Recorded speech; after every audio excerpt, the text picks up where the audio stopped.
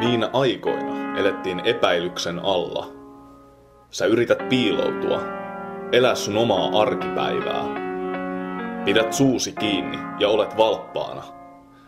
Sä pidät valoja himmeellä ja rukoilet, että kukaan ei katsele verhon raosta. Sä opit olemaan luottamatta kehenkään. Päivä päivältä tulee yhä selvemmäksi, että lopulta kukaan muu ei huolehdi susta kuin sä itse. Sä elät tätä todellisuutta yksin.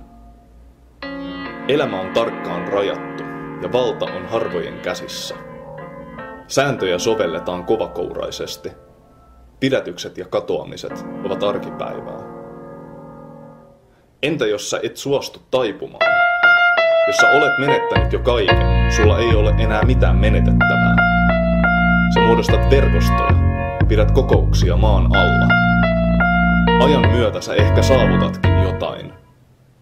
Silti sulla on aina jatkuva pelko siitä, että kaikki voi päättyä minä hetkenä hyvänsä.